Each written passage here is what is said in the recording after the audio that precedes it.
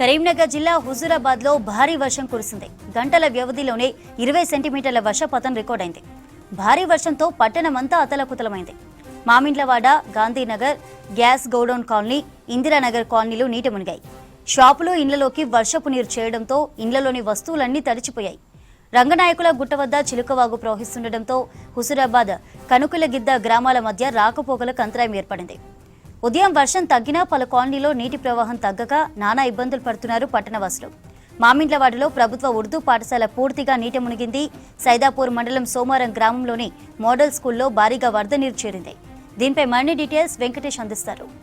ఒక్కసారిగా విజృంభించాయి. నిన్న సాయంత్రం ఉరుము లేకుండా పడిన భారీ వర్షం కరీంనగర్ జిల్లాలోని అనేక ప్రాంతాలని అతలాకుతలం చేశాయి. ముఖ్యంగా చిగురుమామిడి, హుజూరాబాద్ మండలాల్లో భారీ వర్షపాతం నమోదైంది. చిగురుమామిడి మండలం ఇందుర్తిలో 21.14 సెంటీమీటర్లు అంటే దాదాపు 211.3 సెంటీమీటర్ల వర్షపాతం నమోదైంది.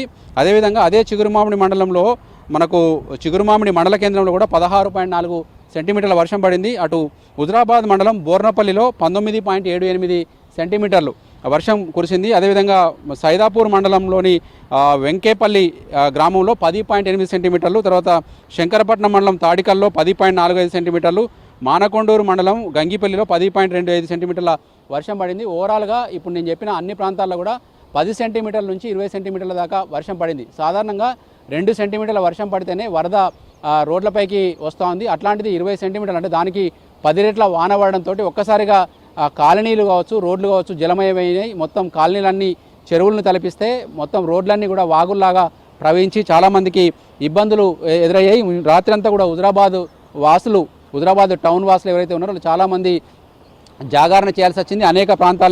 అనేక ప్రాంతాల ప్రజల్ని సురక్షిత ప్లేస్లోకి, స్కూల్లోకి అక్కడిక్కడికి పంపించారు. మొత్తం ఇంట్లోని సామాగ్రితో పాటు బియ్యము, ఉప్పు, పప్పు అన్నీ తడిసిపోయినాయి. అదేవిధంగా దుకాణాల్లోకి నీళ్లు చేరబడంతో దుకాణాల్లో వ్యాపారులు అమ్ముకునే వస్తువులు కూడా తడిసిపోయినాయి. నిన్న వారాంతపు సంత ఉంది హుజూరాబాద్లో. కూరగాయలు అమ్మేందుకు వచ్చిన చాలామంది కూరగాయలన్నీ కూడా నీళ్ల పాలైపోయినాయి. హుజూరాబాద్ పట్టణం చాలాసేపటి వరకు కూడా తేరుకోలేదని చెప్పొచ్చు. రాత్రి దాదాపు 11 గంటల తర్వాత వర్షం తెరిపినేయడంతో కొంత వరద తగ్గి ఇప్పుడు మళ్ళీ జనాలంతా ఇంట్లోకి చేరుకున్నారు. కాకపోతే అటు ఇందుర్తి, మనం ఏదైతే చిగురుమామిడి ఇందుర్తి చెప్పుకున్నామో అక్కడ కూడా చాలా ఇబ్బందులు ఏర్పడినాయి. అనేక వరి పొలాలు కావచ్చు, తర్వాత పత్తి చేలు కావచ్చు నీట మునిగినాయి. అక్కడ ఇందుర్తి దగ్గర ఎల్లమ్మ వాగు చాలా ఉధృతంగా ప్రవహిస్తుంది. దాంతో మత్తడి దునకడంతో ఇందుర్తి చెరువు కూడా అక్కడ కలుస్తూ ఉంది. ఎల్లమ్మ వాగులోకి ఇందుర్తి చెరువు నీళ్ళు కూడా వచ్చి కలుస్తూ ఉన్నాయి. దీంతో అటు హుస్నాబాదు, తర్వాత ఇటు ఇందుర్తి మార్గంలో కూడా రాకపోకలు ఆగిపోయినాయి. ఇక మనకు చిలకవాగు, హుజూరాబాద్ దగ్గర చిలకవాగు కూడా పొంగి ప్రవహిస్తుంది. తర్వాత శంకరపట్నం మండలంలోని అనేక వాగులు, వంకలు పొంగి పారుతూ ఉన్నాయి. ఇటు లోయర్ మానే డ్యాంలోకి నీటిని తరలించే మోయతుమ్మెద వాగు కూడా చాలా ఉధృతంగా ప్రవహిస్తుంది. దాదాపు 20,000 క్యూసెక్ల పైచిలకు నీళ్లు మోయతుమ్మెద వాగు లోయర్ మానే డ్యాంలోకి తీసుకొస్తూ ఉంది. ఇక హుజూరాబాద్ పట్టణంలో జరిగిన నష్టాన్ని కనుక చూసుకుంటే గాంధీనగర్, మామిళ్ళవాడ చాలా ప్రాంతాల్లో కూడా మనకు నీటిలో మునిగినాయి. అటు శంకరపట్నం మండలం మొలంగూరులోని ఇళ్లలోకి నీళ్లు చేరబడింది. అక్కడ చెరువులను తలపించేలాగా మొత్తం వాడలన్నీ కూడా తయారైనాయి. తర్వాత మొత్తం నీళ్ళంతా కూడా వాటిని ఇళ్ల నుంచి తీసేసుకొని కొద్దిసేపటి క్రితమే జనాలంతా ఇంట్లోకి చేరుకున్నా ఉన్నారు. అధికారులు కూడా జరిగిన నష్టాన్ని అంచనా వేసే పనిలో ఉన్నారు. ఇటు ఇళ్లలో జరిగిన నష్టం కావచ్చు, పంటలకు జరిగిన నష్టం కావచ్చు అంచనా వేసి ప్రజల్ని ఆదుకుంటామని చెప్తా ఉన్నారు. మరొక వైపు చెరువులు అన్నీ కూడా మత్తడి దునుకుతుండడంతో అనేక చోట్ల రోడ్ల దగ్గర, కలవట్ల దగ్గర, లో లెవెల్ వంతెనల దగ్గర నీరు ప్రవహిస్తుంది. కాబట్టి ప్రయాణికులు కావచ్చు, తర్వాత ఆ దారి గుండా వెళ్ళేవారు కావచ్చు జాగ్రత్తగా ఉండాలని చెప్పి కోరుతూ ఉన్నారు. అనేక చోట్ల ప్రవాహం తగ్గేదాకా రాకపోకల్ని అటు పోలీసులు ఆపేసి జనాల్ని, వాహనాల్ని కంట్రోల్ చేస్తూ ఉన్నారు.